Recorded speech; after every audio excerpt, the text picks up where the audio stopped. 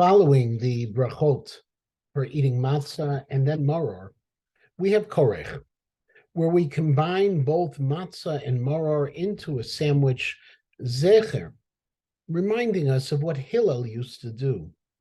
This statement of reminding us of Hillel is based on a Gemara in Psachim and Daf Kuf Yud Tet Amud Aleph, page 115a, where we see there is a machloket between the rabbis, the Chachamim, and Hillel, whether or not the matzah and maror need to be eaten together in the sandwich or separately. Ultimately, the Gemara notes, Hashtash Delo Itmar Hilchata Lo Kehillel Velo Kerabanan, that since the Gemara didn't decide the issue, therefore we do both. We begin with the bracha on matzah and eat matzah. We make the bracha on maror and eat maror, and then we make the statement regarding Hillel of Zecher LeMikdash Hillel, of what Hillel used to do in the times of the Beit HaMikdash. Of course, one explanation of why we do each approach and then the next is because to combine maror and matzah nowadays, as the Rishonim point out, the Ravya and others, would be problematic, since the mitzvah of matzah is dioraita, and the mitzvah of maror is the rabbanon. And by combining something of rabbinic power together with something of biblical authority, we would be diminishing the biblical authority. And so we eat each one separately.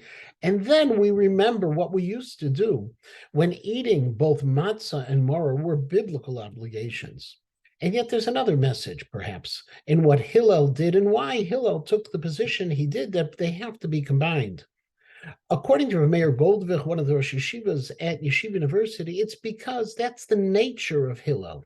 He would always try to find ways to bring people together, joining that which sometimes was bitter with that which is sweet. And therefore, Hillel tried to find this compromise approach, and the Koreich is an expression of who Hillel truly was.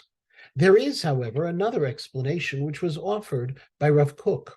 Rav Kook explains that there are two forces that we deal with during the night of the Seder, one of avdut, of servitude, and the other of cherut, of freedom. And according to Rav Kook, these two forces are not really separate forces operating independently, but they're joined and they complement one another. Because when we became free from Egypt, we accepted upon ourselves servitude, ta'kodesh baruch hu, to God. And therefore, by combining the two, we say we live lives both of freedom and of servitude, both of the symbol of matzah and the symbol of maror. And that is the message we're trying to get across during this section of Koreich.